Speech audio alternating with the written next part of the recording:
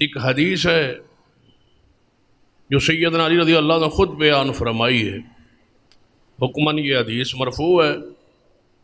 سیدنا علی رضی اللہ تعالیٰ کا قول ہے۔ اور جدوں کوئی صحابی رسول غیب کی بات خبر بیان کرے، کل مستقبل میں ایسا ایسا ہوگا، تو گویا وہ حدیث رسول ہی سمجھی جائے گی،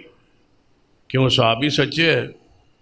جو کچھ بیان کر رہے ہیں اور رسول اللہ سے سن کے بیان کیا ہو۔ تو یہ حدیث ہے، سیدنا علی رضی اللہ تعالیٰ عنہ فرماتے کہ میری وجہ سے 2 گروہ جہنم میں جائے۔ یہ سیدنا علی رضی اللہ تعالیٰ، یہ مقام، یہ شان، یہ عزت، عظمت، یہ فضیلت کسی اور کے حصے میں نہیں ہے۔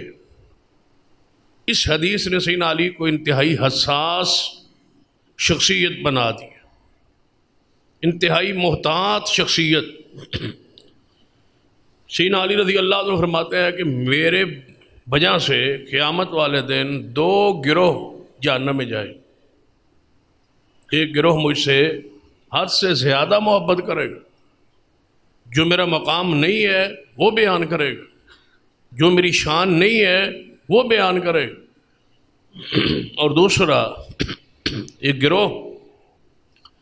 جو میری وجہ تو جہنم میں جائے گا، وہ میری شان گھٹائے گا، میری شان کم کرے گا،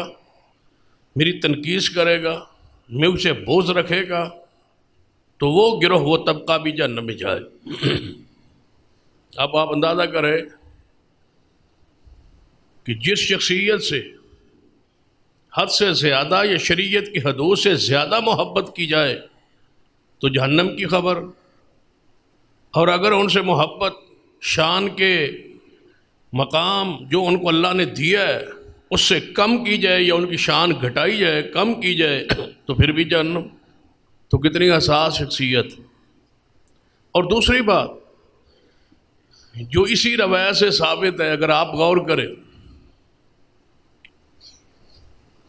کہ اس ہستی کی شان، مقام، عزت، عظمت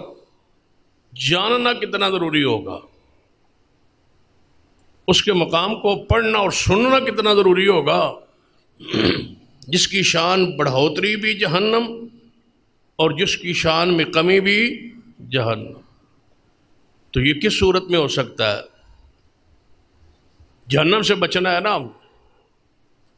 تو یہ کس صورت میں ہو سکتا ہے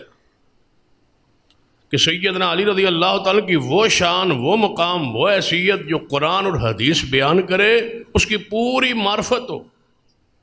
پوری پہچان ہو، پوری طرح بندہ آگاہ اس شان علی رضی اللہ تعالیٰ عنہ سے، کہیں جہنمی گروہ میں سے بندہ حصے دار نہ بن جائے، اس گروہ اندر شمار نہ ہو جائے۔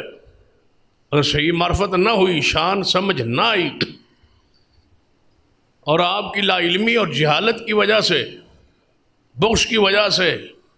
شان کم ہو گئی، تب بھی جہنم کی خبر ہے، شان بڑھ گئی تب بھی جہنم کی خبر ہے۔ تو ضروری ہے کہ آپ کی شان کو پڑھا جائے، آپ کی شان کو سمجھا جائے، اور شان وہی ہے جو قرآن بیان کرے، شان وہی ہے جو پیارے حبیب جناب محمد مصطفیٰ صلی اللہ علیہ وسلم بیان فرمائے، شان وہی ہے۔ قرآن اور حدیث کے علاوہ ہمارے پاس خبر کا کوئی ذریعہ نہیں ہے۔ ہم سے وہ 1450 سال تقریباً پہلے دنیا سے تشریف لے جا چکے ہیں، انہیں صدیاں بیت گئی ہیں دنیا سے گئے ہوئے۔ ہمارے پاس سیدنا علی کے مقام کو، شان کو سمجھنے اور جاننے کے لیے 2 ہی راستے ہیں، یا قرآن کا راستہ ہے یا حدیث کا راستہ ہے۔ اور تیسری ہمارے پاس کون سا ذریعہ ہے، کون سی چیز ہے، کون سا ذریعہ ہے جس کے ذریعے ہم جانیں اور پہچانیں کہ یہ اس ہستی کی شان ہے جو آج سے 14 صدیاں پہلے گزر گئی۔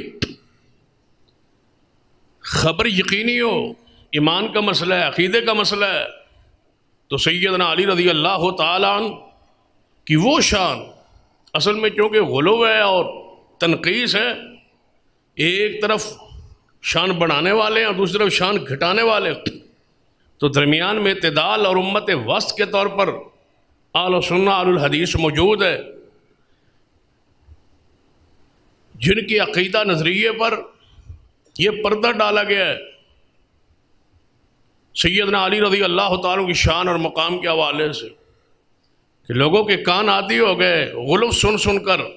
جھوٹی روایات سن سن کر، آپ کے بارے میں جو بڑھایا گیا آپ کی شان کو وہ سن سن کر۔ تو جب صحیح شان اور مقام بیان ہوئے اس وقت لوگ یہ کہنے پر مجبور ہے کہ یہ مانتے ہی نہیں ہے سیدنا علی رضی اللہ تعالیٰ عنہ، یہ سیدنا علی رضی اللہ عنہ ادب احترام اکرام کرتے ہی نہیں ہے،